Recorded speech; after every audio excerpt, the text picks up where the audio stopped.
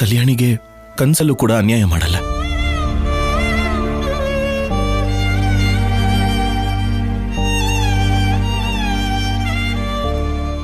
ಕಲ್ಯಾಣಿಗೆ ಅನ್ಯಾಯ ಮಾಡಲ್ಲ ಅಂದ್ರೆ ನನಗೆ ಅನ್ಯಾಯ ಮಾಡ್ತೀನಿ ಅಂತ ತಾನೆ? ಅದೇ ಮಾತು ಒಂದ್ ಪೇಪರ್ ಮೇಲೆ ಬರ್ಕೊಡಿ. ನನಗ್ ನನ್ನ ಹೆಂಡತಿಗಿಂತ ಆ ಕಲ್ಯಾಣಿನೇ ಮುಖ್ಯ ಅಂತ ಬರ್ಕೊಡಿ.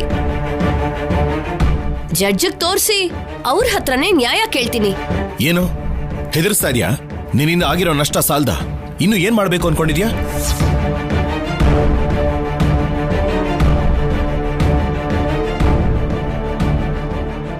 ಶೌರ್ಯ, ಮಾತಾಡಿದ್ರೆ ಆ ಮಾತು ಹಾಗೆ ಉಳಿದು ಹೋಗುತ್ತೆ. ಕೆಲವು ಸಮಸ್ಯೆಗಳಿಗೆ ಕಾಲನೇ ಪರಿಹಾರ ಕೊಡುತ್ತೆ. ಸಂಪದ, ಕಲ್ಯಾಣಿ, ನಡೆದಿದ್ದ ಜಗಳ ಸಾಕು. ಹೋಗಿ ಹೋಗಿ ಮನೆ ಮುಂದೆ ದೀಪ ಹಚ್ಚಿ. ಸಂಜೆ ಹೊತ್ತು ಮನೆ ಮುಂದೆ ತುಳಸಿ ಕಟ್ಟೆ ಹತ್ರ ದೀಪ ಹಚ್ಚಿದ್ರೆ ಒಳ್ಳೇದು. ಆದ್ರೆ ಹೀಗೆ ಅಳ್ತಾ ಅಲ್ಲಮ್ಮ, ನಗ್ನಗ್ತಾ ಹಚ್ಚು. ಸರಿ ಅಜ್ಜಿ.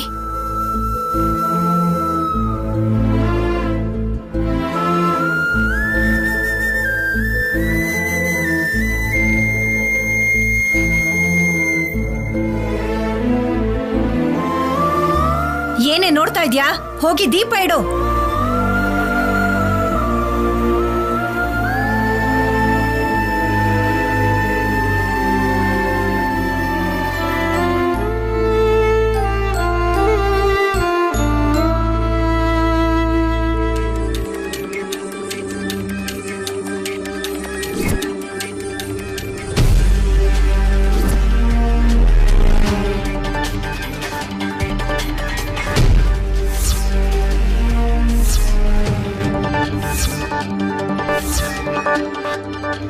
ಪಾಪ, ಶೌರ್ಯಂಗೋಸ್ಕರ ತುಂಬಾ ಕಷ್ಟಪಡ್ತಿರೋ ಹಾಗಿದ್ಯಾ?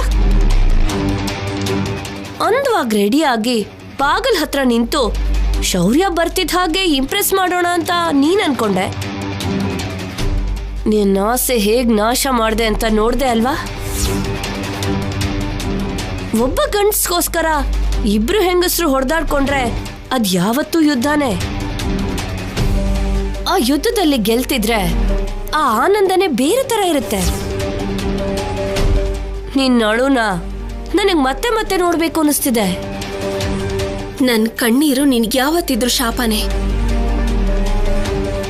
ಆದ್ರೆ ನೀನ್ ಅನ್ಕೊಂಡಿರೋ ಹಾಗೆ ಯಾವಾಗ್ಲೂ ನನ್ ಕಣ್ಣಲ್ಲಿ ನೀರ್ ಹಾಕ್ಸೋದಕ್ಕೆ ನಿನ್ನಿಂದ ಆಗಲ್ಲ ಸಂಪದ. ನೀನು ನಮ್ಮಮ್ಮಂಗೆ ನಮ್ಮಪ್ಪಂಗೆ ಬೈದು ಹರ್ಟ್ ಮಾಡ್ದೆ. ಅಷ್ಟಕ್ಕೆ ನೀನ್ ನನ್ ಮೇಲೆ ಗೆದ್ಬಿಟ್ಟೆ ಅಂತ ಜಂಬ ಪಟ್ಕೋತಿದ್ಯಾ. ತುಂಬು ಸಭೆಯಲ್ಲಿ ಪಾಂಡವರನ್ನ ದ್ರೌಪದಿನ ಅವಮಾನ ಮಾಡ್ದ ಕೌರವರು ತುಂಬಾ ತುಂಬಾ ನಕ್ಕದ್ರು. ಅದಾದ್ಮೇಲೆ ನಗೋದಕ್ಕೆ ಒಬ್ರು ಉಳಿಲಿಲ್ಲ. ಕೆಟ್ಟದ್ರ ಮೇಲೆ ಒಳ್ಳೆದ್ರ ಗೆಲುವು ಯಾವತ್ತೂ ಹಾಗೆ ಇರುತ್ತೆ ಸಂಪದ. ನೀನು ನನ್ ಸಂತೋಷನ ನನ್ನಿಂದ ದೂರ ಮಾಡ್ಬೇಕು ಅನ್ಕೊಳ್ಳೋದು ಕೇವಲ ತಾತ್ಕಾಲಿಕ ಅಷ್ಟೇ. ಆ ದೇವ್ರು ನನ್ನ ಹಣೆ ಬರಹನ ಯಾವಾಗ್ಲೂ ಸಂತೋಷವಾಗಿರ್ಲಿ ಅಂತಾನೆ ಬರ್ದಿದ್ದಾನೆ. ಅವಾಗವಾಗ ನಿನ್ನಂತ ರೂಪದಲ್ಲಿ ನೋವು ನನ್ನ ಮಾತಾಡ್ಸಿ ಹೋದ್ರೂ ಕೂಡ ಸಂತೋಷ ನನ್ನ ಹಿಂದೆ ಯಾವಾಗ್ಲೂ ಇರತ್ತೆ. ಹೇಗಿರತ್ತೆ? ನಿನ್ನ ಜೀವನದಲ್ಲಿ ಆನಂದ ಇಲ್ದಿರೋ ಹಾಗೆ ಮಾಡ್ಬೇಕು ಅಂತಾನೆ ನಿನ್ನ ಹಣೆ ಬರಹ ಬರ್ದಿರೋ ಅದೇ ದೇವ್ರು ನನ್ನ ಕಳ್ಸಿದಾನೆ. ನಡೆಯೋ ದಾರಿಲಿ 4 ಮುಳ್ಳಿರುತ್ತೆ. ಅದು ಒಂದು ಕ್ಷಣ ನೋವು ಕೊಡಬಹುದು. ಆದ್ರೆ ದಾರಿ ಉದ್ದಕ್ಕೂ ಕಷ್ಟ ಕೊಡೋದಕ್ಕಾಗಲ್ಲ. ನೀನು ಆ ಮುಳ್ಳಿನ ತರಾನೆ. ಏನೇ ನಿನ್ ಧೈರ್ಯ? ನನ್ನ ಆಫೀಸರೇ ನನಗ್ ಧೈರ್ಯ. ಅವ್ರು ಯಾವತ್ತಿದ್ರು ನನ್ನ ಜೊತೆಲೇ ಇರ್ತಾರೆ. ಆ ರೀತಿ ಆಸೆ ಎಲ್ಲ ಇಟ್ಕೊಂಡಿದ್ಯಾ? ನೀನು ನಿನ್ ತವ್ರ ಮನೇಲಿದ್ದೀನಿ ಅನ್ನೋ ವಿಷಯನ ಮರ್ತೋಗಿದ್ಯಾ? ಶೌರ್ಯ ಇವಾಗ ನನ್ನ ಪಕ್ಕದಲ್ಲಿ ನನ್ನ ರೂಮಲ್ಲೇ ಇದ್ದಾನೆ. ಒಂದಿನ 2 ದಿನ ನನ್ ಮೇಲ್ ಕೋಪದಲ್ಲೇ ಇದ್ರು ಮೆಲ್ಲಗೆ ಶೌರ್ಯನ ನನ್ ಕಡೆ ತಿರ್ಗಿಸ್ಕೋತೀನಿ. ನಿನ್ನ ಕಡೆ ಕನಿಷ್ಠ ಕಣ್ಣೆತ್ತು ನೋಡ್ದಿರೋ ಹಾಗೆ ಮಾಡ್ತೀನಿ. ಅದು ನಿನ್ ಭ್ರಮೆ. ನಡೀದೇ ಇರೋದಕ್ಕೆ ಆವೇಶದಲ್ಲಿ ನೀನ್ ನನ್ ಕೆನ್ನೆಗೆ ಹೊಡೆದೆ. ಆದ್ರೆ ಶೌರ್ಯನಲ್ಲಿ ಏನಾದ್ರೂ ರಿಯಾಕ್ಷನ್ ಇತ್ತಾ? ಅಂದ್ರೆ ಅದ್ರ ಅರ್ಥ ನನ್ ಮೇಲ್ ಕೋಪ ಕಡಿಮೆ ಆದಾಗೆ ಅಲ್ವಾ? ನನಗ್ ಮೆಲ್ಲಗ್ ಹತ್ರ ಆಗ್ತಿರೋ ಹಾಗೆ ಅಲ್ವಾ? ಇವಾಗ ಹೇಳು, ಭ್ರಮೆ ಯಾರ್ದು?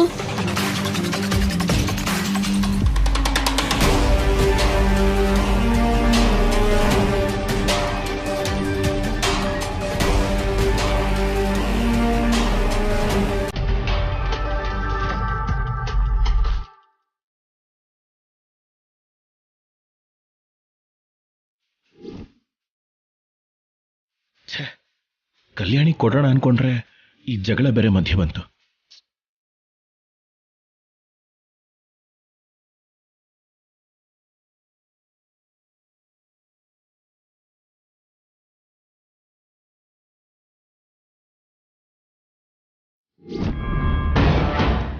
ಏನು ಇದು ನನ್ಗೋಸ್ಕರನಾ?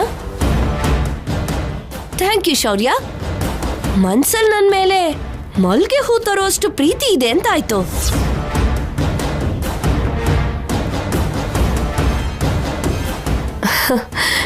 ಗಂಡ ತಂದಿರೋ ಮಲ್ಗೆ ಹೂವಿನ ವಾಸನೆ ಗಿಡದಲ್ಲಿ ಬಂದಿರೋ ಹೂವಿಗೆ ಕೂಡ ಇರಲ್ಲ. ಅದು ಎಷ್ಟು ಸಂತೋಷ ಕೊಡುತ್ತೆ ಅಂತ ಮದ್ವೆ ಆಗಿರೋರಿಗೆ ಮಾತ್ರ ಗೊತ್ತಾಗುತ್ತೆ. ನೀನ್ ಅಷ್ಟೊಂದೆಲ್ಲ ಫೀಲ್ ಆಗ್ಬೇಕಾಗಿಲ್ಲ. ಅದು ನಿನಗೋಸ್ಕರ ತಂದಿರೋದಲ್ಲ. ಹೌದಾ? ಹೆಂಡತಿ ಸ್ಥಾನದಲ್ಲಿ ಬಂದಿರೋ ನನ್ಗೋಸ್ಕರ ಅಲ್ದೆ ಮತ್ಯಾರಿಗೋಸ್ಕರ ತಂದಿರೋದು? ನೋಡಿದ್ರೆ ಚಿಕ್ಕಮ್ಮ, ಮಲ್ಗೆ ಹೂವ ತಂದಿದ್ದಾರೆ, ಆದ್ರೆ ನನ್ಗೋಸ್ಕರ ಅಲ್ವಂತೆ. ಇನ್ಯಾರಿಗೋಸ್ಕರ ಅನ್ಕೋಬೇಕು?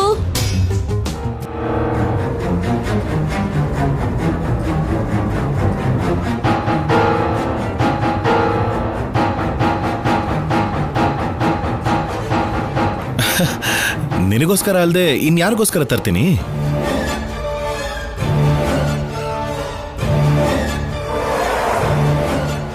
ಇದೇನು ಈಗಷ್ಟೇ ನನ್ಗೋಸ್ಕರ ಅಲ್ಲ ಅಂದ್ರೆ? ಎಲ್ಲಿ ಈ ಜಗಳದಲ್ಲಿ ಏನ್ ಮಾತಾಡ್ತಿದ್ದೀನೋ ನನಗೆ ಅರ್ಥ ಆಗ್ತಿಲ್ಲ. ನಿಜವಾಗ್ಲೂ ಈ ಮಲ್ಲಿಗೆ ಹೂವು ನಿನಗೋಸ್ಕರನೇ ತಂದಿದ್ದು. ನಿಜವಾಗ್ಲೂನಾ?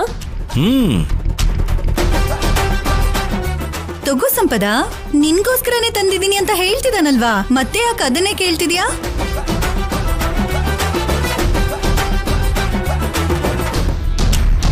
ಗಂಡನ ಪ್ರೀತಿನ ಅನುಮಾನಿಸೋದು ಅಷ್ಟು ಒಳ್ಳೇದಲ್ಲ ಸಂಪದ. ಸರಿ, ನಂದ್ ಅನುಮಾನನೇ ಆಗಿದ್ರೆ ಶೌರ್ಯ ಈ ಹೂ ನನಗೋಸ್ಕರನೇ ತಂದಿದ್ರೆ ಅವನ್ ಕೈಯಲ್ಲೇ ನನ್ನ ತಲೆಗೆ ಮುಡ್ಸು ಅಂತ ಹೇಳಿ.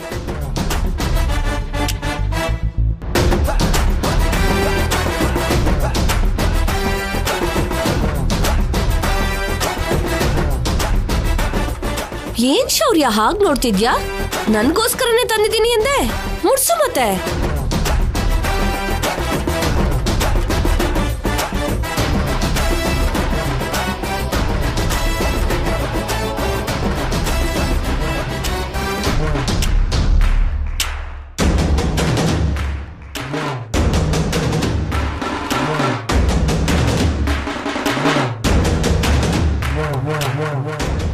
ಅಯ್ಯೋ, ಏನ್ ಯೋಚನೆ ಮಾಡ್ತಿದ್ದೀರಾ ಆಫೀಸರ್? ಸಂಪದ ತಲೆಗೆ ಹೂ ಮುಡ್ಸಿ.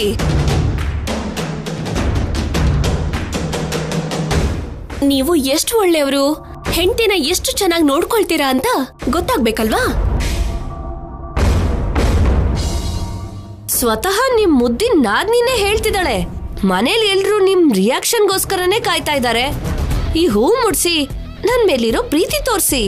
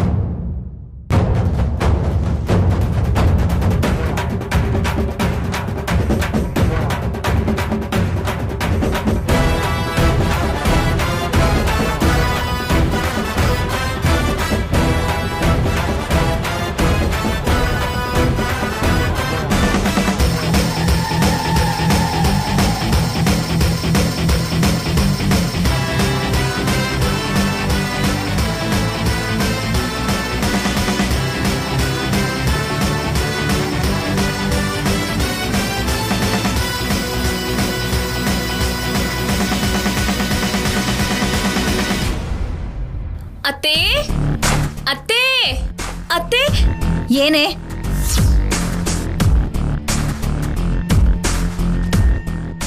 ನೋಡಿ ಅತ್ತೆ, ನಿಮ್ ಮಗ ಸಂಪದ ತಲೆಗೆ ಹೂವ ಮುಡ್ಸಿದ್ರು.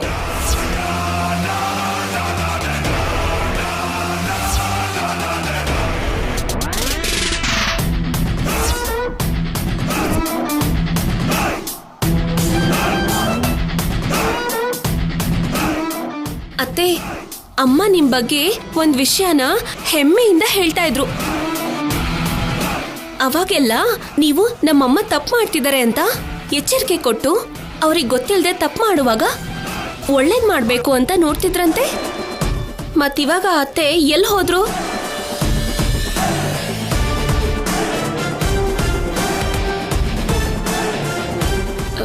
ಏನೋ ಆಫೀಸರ್ ಈ ತರ ಮಾಡಿದ್ದಾರೆ ಅಂತ ಈ ಮಾತು ಹೇಳ್ತಾ ಇಲ್ಲ. ನಿಮ್ ಮಗ ಏನ್ ಮಾಡಿದ್ರು ನನಗ್ ಸಂತೋಷನೇ. ಆದ್ರೆ ನಮ್ಮ ಅತ್ತೆ ಮಾತ್ರ ಮುಂಚೆ ತರ ಯಾಕಿಲ್ಲ? ತಪ್ಪು ನಡೀತಾ ಇದ್ರು ನೋಡ್ತಾ ಯಾಕೆ ಸುಮ್ನೆ ಇರ್ತಾರೆ? ತಪ್ಪನ್ನ ಸಮರ್ಥಿಸೋದು ಕೂಡ ತಪ್ಪೇ ಅಲ್ವಾ?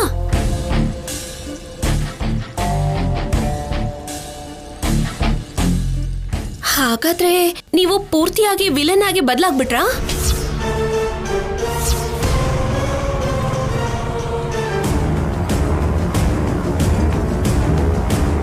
ನೀನೇನಾದ್ರೂ ಪ್ರಸ್ತಕ್ ಹೋಗ್ತಾ ಇರೋ ಮದ್ವೆ ಹೆಣ್ಣು ಅನ್ಕೊಂಡಿದ್ಯಾ? ತಲೆಯಲ್ಲಿ ಹೂವು, ಕೈಯಲ್ಲಿ ಹಾಲಿನ ಗ್ಲಾಸ್ ಹಿಡ್ಕೊಂಡು ಹೋಗೋದಕ್ಕೆ? ತೆಗೆ ಆ ಹೂವನ, ತೆಗೆ. ಅತ್ತೆ,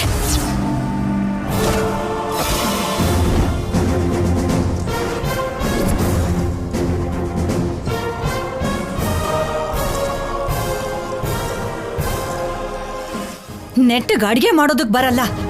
ಇಷ್ಟೊತ್ತಾದ್ರೂ ಅಡ್ಗೆಗ್ ರೆಡಿನೂ ಮಾಡಿಲ್ಲ. ಈಗ ನಿನಗ್ ಮಲ್ಗೆ ಹೂವು ಅವಸರನಾ? ಅಡ್ಗೆ ಮನೆಗೆ ಹೋಗಿ ಅಡ್ಗೆ ಮಾಡು, ಕುಂಬಳಕಾಯಿ ಮುಕ್ಕದವಳೆ.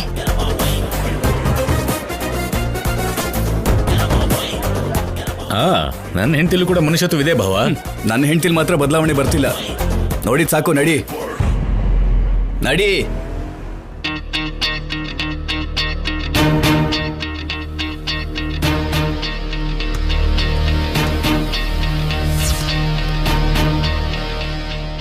ನಾನ್ ನಿನ್ ತಲೆಗೆ ಮುಡ್ಸೋದಕ್ಕೆ ಪರ್ಮಿಷನ್ ಕೊಟ್ರು ಕೂಡ ಪಾಪ ಹಾಗ್ ಬಂದು ಹೀಗ್ ನೆಲದ ಪಾಲ ಆಗೋಯ್ತು. ಇದನ್ನೇ ಕರ್ಮ ಅಂತ ಹೇಳುದು, ಗೊತ್ತಾಯ್ತಾ? ನಿನಗೋಸ್ಕರ ತಂದಿರೋ ಹೂವು ನಿನಗ್ ಸಿಗ್ಲಿಲ್ಲ ಅಲ್ವಾ? ಅದೇ ನನಗೆ ಹ್ಯಾಪಿ.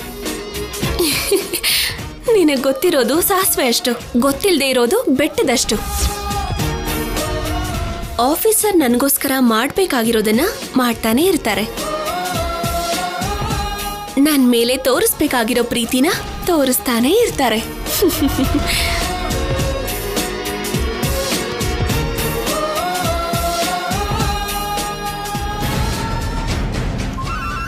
ಅತ್ತೆನ ಬೇಕು ಅಂತ ನೀನೇ ರಚ್ಚಿಗೆಳಿಸ್ತೆ ಅಂತಾಯ್ತು.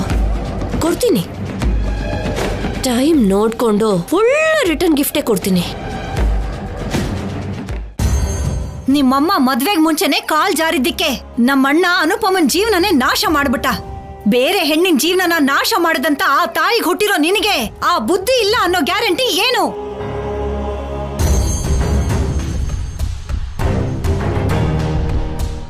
ಏನ್ ಯೋಚನೆ ಮಾಡ್ತಿದ್ಯಾ ಪಾರ್ವತಿ? ಕೇಳಿ ಕೇಳಿ ತಂದು ತಲೆ ಮೇಲೆ ಇಟ್ಕೊಂಡ ಹಾಗೆ ಆ ಸಂಪದನ ತಂದು ಮನೇಲಿ ಇಟ್ಕೊಂಡಿದ್ದಾನೆ ಶೌರ್ಯ. ಬರ್ತಾ ಬರ್ತಿದ್ದ ಹಾಗೇನೆ ಮನೇನ 2 ಭಾಗ ಮಾಡಿದ್ಲು. ಯಾರಿಗೂ ಸಂತೋಷ ಇಲ್ದಿರೋ ಹಾಗೆ ಮಾಡಿದಾಳೆ. ಕೋರ್ಟ್ ಕಳಿಸಿದೆ, ಅದಕ್ಕೆ ಶೌರ್ಯ ಏನ್ ಮಾಡಕ್ಕಾಗತ್ತೆ ಹೇಳು? ಸರಿ, ಕೋರ್ಟ್ ಕಳಿಸ್ತು, ಆ ಸಂಪದ ಬಂದ್ಲು. ನಮ್ ದಮಯಂತಿ ಆದ್ರೂ ಸರಿಯಾಗಿ ಯೋಚನೆ ಮಾಡ್ತಾಳ? ಸೊಸೆ ಅಂದ್ರೇನೆ ಕೆಟ್ಟವ್ರು ಅನ್ಕೊಂಡ್ರೆ ಹೇಗೆ? ಒಳ್ಳೆಯವ್ರು ಯಾರೋ, ಮನೆ ಹಾಳು ಮಾಡೋರು ಯಾರೋ ಅಂತ ಅರ್ಥ ಮಾಡ್ಕೊಳ್ತಿದ್ರೆ ಹೇಗೆ? ಆ ಸಂಪದ ಪರ ವಹಿಸ್ಕೊಂಡು ಬಂದು ಬಂಗಾರದಂತ ಕಲ್ಯಾಣಿಗೆ ನೋವು ಕೊಡ್ತಿದ್ದಾಳೆ. ದಮಯಂತಿದು ಕೂಡ ತಪ್ಪು ಅಂತ ಹೇಳೋಕ್ಕಾಗಲ್ಲ ಪಾರ್ವತಿ. ಮೇಲ್ಮೇಲಕ್ ಹಾಗಂತಾಳೆ ಹೊರತು ಏನ್ ಮಾಡ್ಬೇಕು, ಯಾರನ್ನ ಸಮರ್ಥಿಸ್ಕೊಳ್ಬೇಕು ಅಂತ ಅವಳಿಗೆ ಅರ್ಥ ಆಗ್ತಿಲ್ಲ. ಅರ್ಥ ಆಗ್ಲಿಲ್ಲ ಅಂತ ಇಷ್ಟ ಬಂದ ಹಾಗೆ ಮಾತಾಡ್ತಾರ ಯಾರಾದ್ರೂ? ತಾಯಿಯಾಗಿ ತನ್ನ ಮಗನ ಜೀವನ ಹೀಗಾಗಿ ಹೋಗಿದೆ ಅನ್ನೋ ನೋವಿಂದ ಮಾತಾಡ್ತಿದ್ದಾಳೆ. ಅವಳು ಕೋಪದ ಹಿಂದಿರೋ ನೋವನ್ನ ನೀನು ಅರ್ಥ ಮಾಡ್ಕೊಳ್ಳಿಲ್ಲ ಅಂದ್ರೆ ಹೇಗೆ? ಯಾರನ್ನ ಅರ್ಥ ಮಾಡ್ಕೋಬೇಕೋ ಯಾರನ್ನ ಅಪಾರ್ಥ ಮಾಡ್ಕೋಬೇಕೋ ನನ್ಗೇನು ಗೊತ್ತಾಗ್ತಿಲ್ಲ ರೀ. ಸರಿಯಾಗಿ ನೋಡಿದ್ರೆ ಕೆಟ್ಟದ್ರಲ್ಲಿ ಕೂಡ ಒಳ್ಳೇದಿರುತ್ತೆ ಅಂತಾರೆ. ಇದು ಕೂಡ ನಮ್ಮ ಒಳ್ಳೇದಕ್ಕೆ ಅನ್ಕೋ. ಶೌರ್ಯನಿಗೆ ಸಂಪದ ಬೆಲೆ ಏನು, ಕಲ್ಯಾಣಿ ಬೆಲೆ ಏನು ಅಂತ ಸದ್ಯದಲ್ಲೇ ಅರ್ಥ ಆಗುತ್ತೆ. ಇರು. ಏನೋ ರೀ, ಕಲ್ಯಾಣಿ ಜೀವನ ಈ ಎಲ್ಲ ಪರೀಕ್ಷೆಗಳನ್ನ ಎದುರಿಸೋದಕ್ಕೆ ಸರಿ ಹೋಗೋ ತರ ಇದೆ. ಕಲ್ಯಾಣಿ ಸಂಸಾರ ಯಾವಾಗ ಸರಿ ಹೋಗುತ್ತೋ ಏನೋ.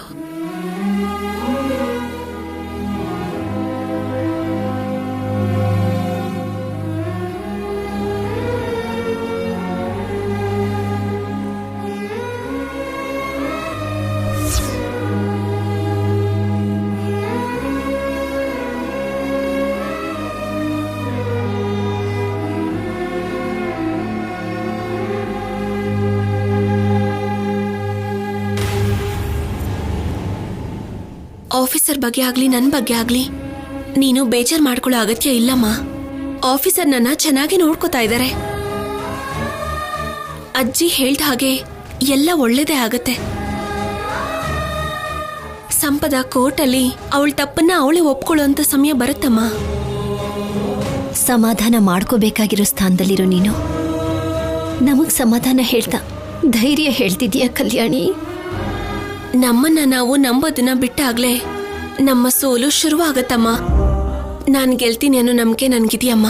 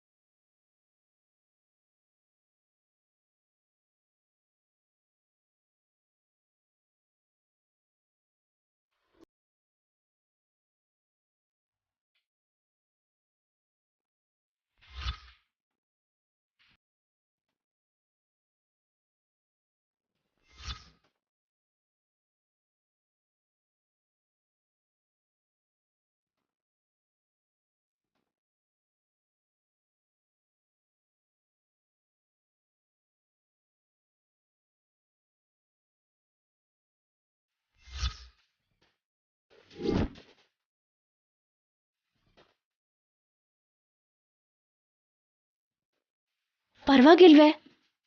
ಪಕ್ಕದಲ್ಲಿ ಕಲ್ಯಾಣಿ ಇಲ್ಲ ಅನ್ನೋ ವಿಷಯ ಮರ್ತು ಹೋಗಿ ಹಾಯಾಗಿ ಮಲಗಿದಾನೆ.